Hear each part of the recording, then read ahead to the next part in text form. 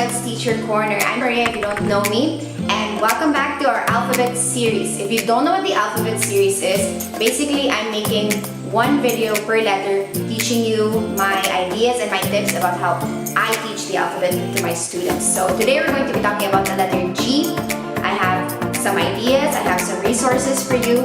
So hopefully this video is super useful to you. You can use this online, you can also use this in person. Alright, let's get started.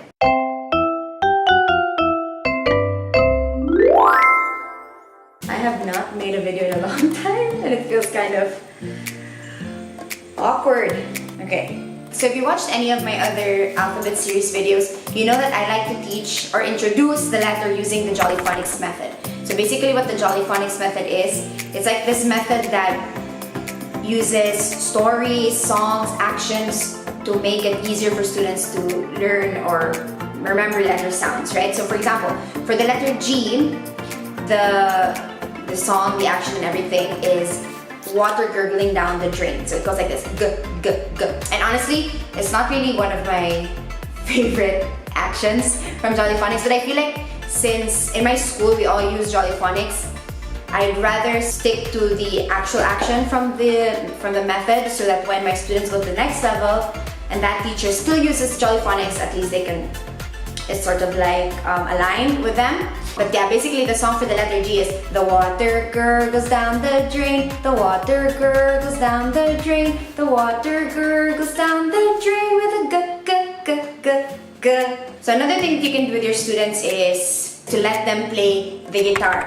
I have a guitar that my mom made, my really talented mom, made this guitar here after the movie Coco came out. She actually made this guitar for my brother Samuel, who kind of resembled Miguel from Coco, and so he had a little costume. If he allows me, I'll put the picture here.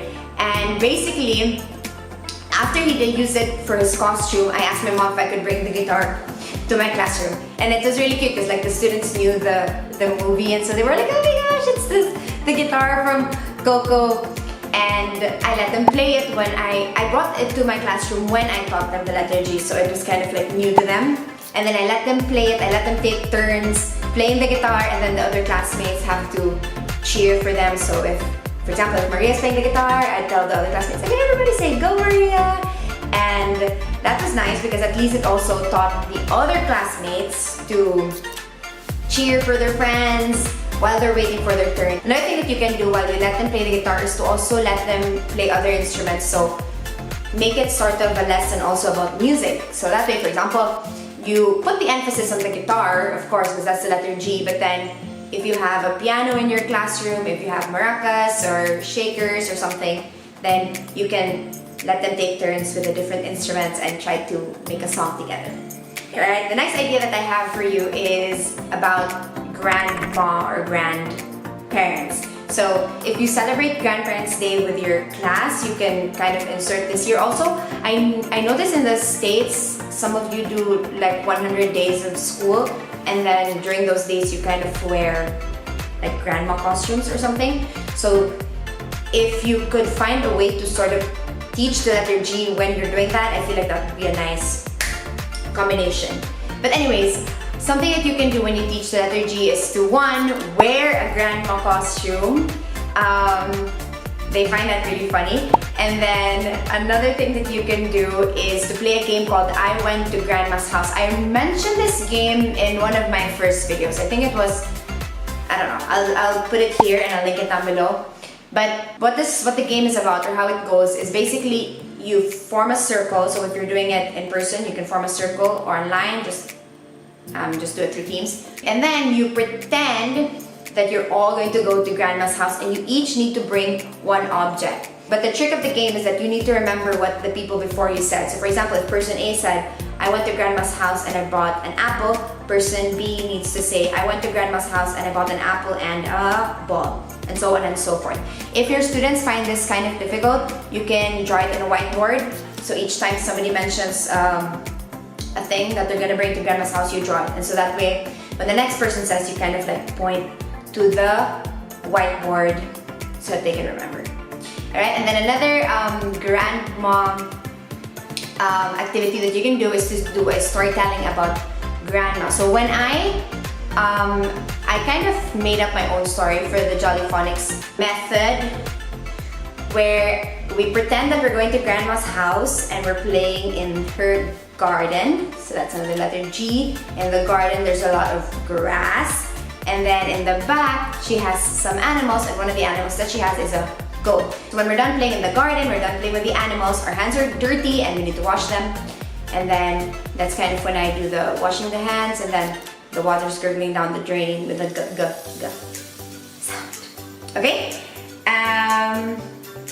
Yeah, so that's it for the grandma stuff. And then another activity that you can do is to do garden play. So if you're doing it face-to-face already, hopefully you're face-to-face already, you probably have a playground in your school where you can, when you teach letter G, you can let them go out to the grass, you can let them water the plants, and maybe water the flowers, and then kind of put emphasis on the words garden and grass. And green. Okay. And then another game that you can do is to play Green Means Go. This is one of my favorite games to play with my students, whether I'm doing it face-to-face or online. It's worked really well. And in fact, I mentioned this in my very first video, which I'll put here.